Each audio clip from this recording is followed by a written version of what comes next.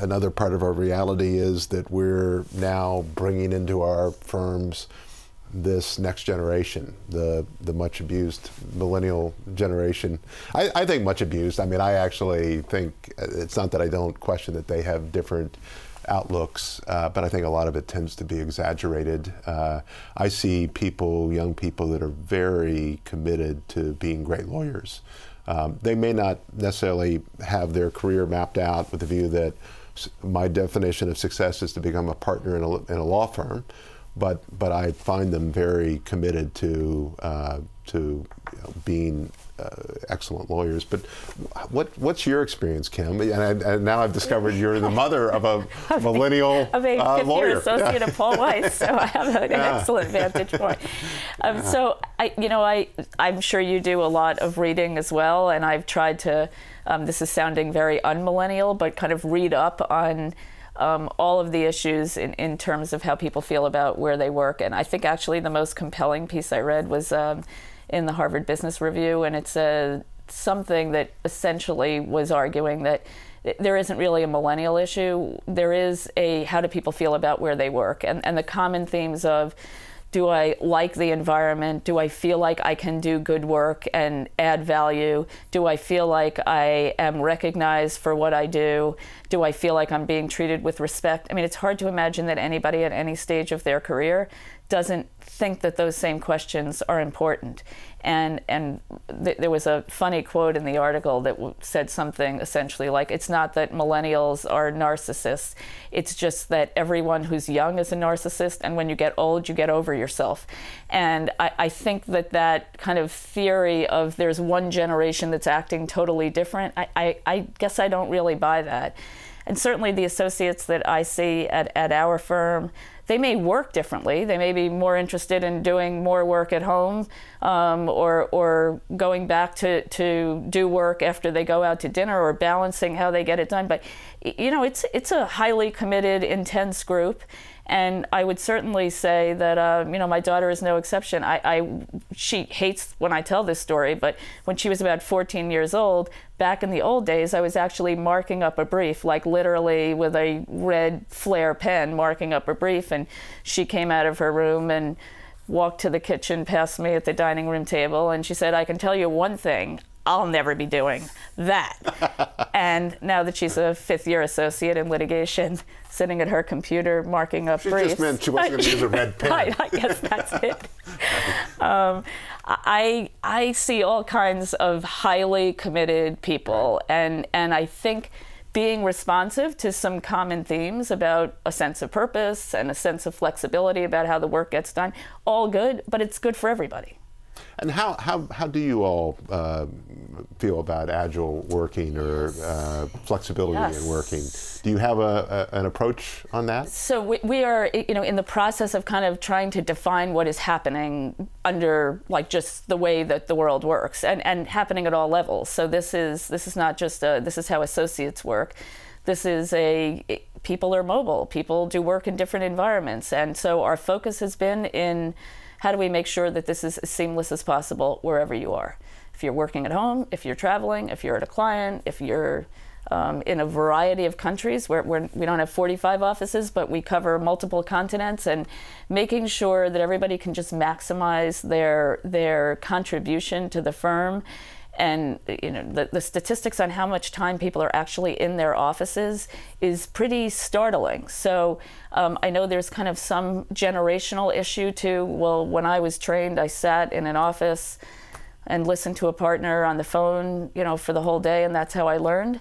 You know, that's just not going to actually be a viable method going forward. And you know, email has so radically changed how people communicate.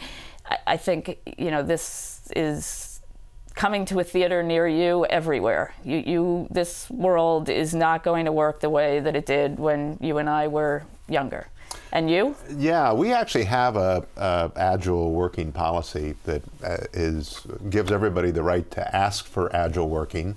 If you're a receptionist, you're probably not going to be able to do it. But we've actually tried to make it available across the entire firm. It's a lot of uptake in the U.S., a lot of uptake in the United Kingdom. varying in other countries, but I absolutely agree with you that it's the way people approach work today. I was at a meeting of some managing partners last fall, and this topic came up, and there was a lot of feeling like this cannot work. You've got to be in the office to learn these things, and I definitely accept there is a hive effect, but what I contributed to that conversation is a really great piece of advice I once got, which is, when something is inevitable, learn to love it. And this is coming. So, if it hasn't already immersed itself in your firm, this is coming. But I think it actually, to go back to some of an earlier topic, I mean, I think by providing more flexibility to people about where they work, when they work, how they work, it does give more flexibility in a way that I think can help people stay with the firm longer than they might otherwise. Absolutely. And I think, again, it's in our interest to be making that a valid choice, not just an option, but here and we're very clear that you can become a partner on a part-time basis. You can become an equity partner on a part-time basis. It's not, this is not kind of a single pathway, and lots of work to be done there. But I mean, I have a distinct advantage on that front because I did work 4 days a week and functioned as a partner at the firm and then returned full-time. I mean, that was one of my first assignments from Bruce when I had been at the firm for a pretty short amount of time. I came over with a group, and I was working 4 days a week when I joined the firm, and over the next year or two transitioned back to full-time, and Bruce, essentially said, "Young lady, you seem to have made this work. Could you come and talk to the management committee," which I think at the time was all male, and going in there and saying you can work 4 days a week and actually still add value and contribute. I remember some startled looks in the room, but I did try to say it hasn't really turned out that bad. I think you would agree. And now we've had, I think, 150 people who have worked on a reduced workload basis. I chaired the firm's partnership committee, and making sure that they knew my story as we started to see more and more women come up for partner who had spent some portion of their career working on a reduced basis or were still working on some kind of flexible arrangement when they were up for partner. It's a pretty good answer to say, like, here's the deal. It didn't turn out that you made a terrible mistake when I ended up staying with the firm and coming back full time and feeling very comfortable in supporting other people who were doing that. And that was a helpful way to use the voice. We have a whole wave of partners now who are hitting the prime of their career, who have gone through exactly that experience, and it's powerful. I mean, there's not one of those people that I would trade, and that's good way of putting it. That's the cost if you can't find a way to make this work. Good. So technology. Yeah. There's about 10 questions I could ask on technology. Right. I think we've talked about some of them in terms of, is it replacing lawyers and kind of the fear factor of technology, but also a lot of opportunities that technology is offering and ways to capitalize on it in terms of how we interact with our clients. So what's some of the good things you have to say? Well, I think one of the jobs I felt I had was to try to understand it as best I could, not being a technology guru myself or an engineer, but I did spend a fair amount of time in my first year just trying to understand what was happening, what was going on.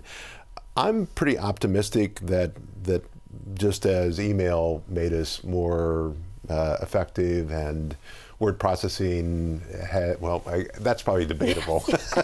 But as LexisNexis and those types of tools, I think for the most part, technology is going to evolve in a way that will allow us to focus on the parts of the work where we can truly bring value. And you're a litigator, so we've all seen the revolution in document processing that's happened over the last 5 to 15 years, and that's all artificial intelligence, really. I mean, and you see how that's evolved, you see that it's got potential in the area of diligence.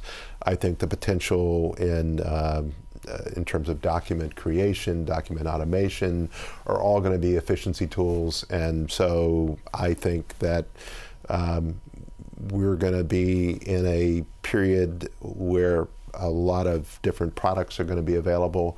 Our philosophy is kind of fast follower. We're not out there trying to write software code ourselves. We're just trying to understand what the products are, test them, see what the next generation is. What I don't think is going to happen, and maybe this is just because I'm not a creative enough thinker, I just don't see this vision, this, to me, dystopian vision of a world where robots are arguing cases before a robotic Supreme Court. And there's a great article I read that was called something like "Will Robots Practice Law?" But the reality is, the value we bring is dealing with the human aspects of these situations. It's the witness, the client, the counterparty, the judge, the regulator. And I think if you actually get down to it, a huge amount of what we do as lawyers is dealing with other human beings, or trying to understand how we can take the technical processing piece and apply it. People don't come to Hogan Lovells or Aiken to say, what's the law of X? Of course, they expect you to know that, but it's usually, I've got this huge problem, or here's what we're trying to do. Can you help us solve that problem? So I think I'm optimistic that technology, when all the dust settles, it will change. Yeah. Whether we need the same configuration of people, whether we will have the same office structures in 10 years, who knows? But I'm somewhat optimistic there will still be lawyers and law firms working for clients. I share that view. I mean, I think adapting, it's going to continue to be part of the ethos of large law firms, and things are going to change. We're not going to sit here and anticipate every way in which that's going to happen. My job is to cultivate in the firm a receptivity to change, a receptivity to this is where the world is going. This is what our clients are expecting. So that's actually a good thing. This work is going to be done differently. We're going to focus on this. We're going to be kind of ahead in making sure that we express to our clients our willingness to do this differently and understand the different components of how the work will get done. And I think that's going to continue to evolve, but you will still need people with judgment, and the situations that our clients face are very complex. They generally have many pieces to them, geographically, issue-wise, and having people that can put those pieces together, I think that job is safe. Change in who the people are, who we want to attract, what are the talents of people who are going to join law firms, all of that. I think it will be different in 10 years, and certainly different in 20 years. But I think there will be some fundamentals that remain for what we do in terms of providing legal services and judgment and value. But to your point about collaborating with clients, I do see technology as an area where there's going to be a lot of collaboration with clients. It's something that comes up as a regular point of conversation. And one of the interesting things is, I think our clients are struggling with some of these issues as much as we are. I sometimes assume, well, the clients have got all this technical piece, but they like asking a lot of the same questions that we found in a couple instances, the opportunity to just kind of, let's think this through together. We both would like to see if we can use this tool to create some efficiencies. Let's figure it out. And I expect clients are going to be insisting on kind of a higher level of collaboration on technology issues with their preferred firms. Right, and I mean, I think cyber is already taking us, whether it's a collaboration in terms of solutions, or whether it's a collaboration in terms of expectations, and firms having to recognize that you are going to have to do things differently. Anything that you care to share on the cyber front? Well, you know, I think we got, practice point of view, we got interested in it early, privacy and cyber both. I think having people that were focused on it, got the firm focused on it in a very technical way, probably a little bit before others, and I think the reality is none of us are safe. All that we can do is just keep building the wall every day and hoping that we'll be able to plug the gaps that inevitably exist in any system.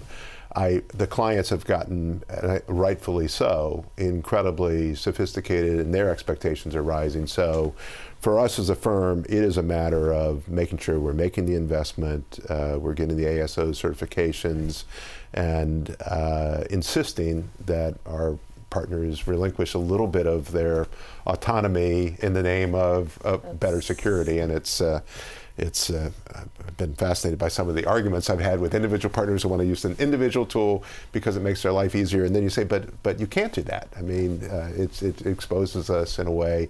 And grudgingly, well, I guess I will accept that because, autonomy is, some people like that. But when it comes to cybersecurity, autonomy is not an option. And I think that if you were to kind of rewind the tape to 5 years ago, I think our partners were more kind of, whatever you guys want to do, but I have my way of doing work. Right.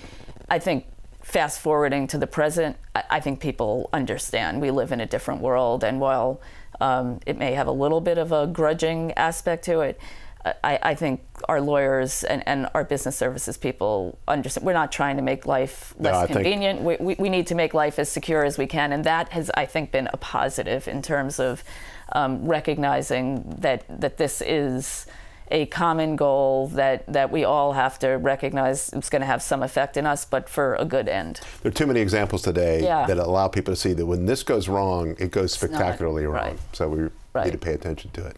Right. So Kim, you're on a plane, you're flying over the world, never a dull moment. How do you maintain your both sanity and sense of perspective? What are your secrets? Assuming a fact.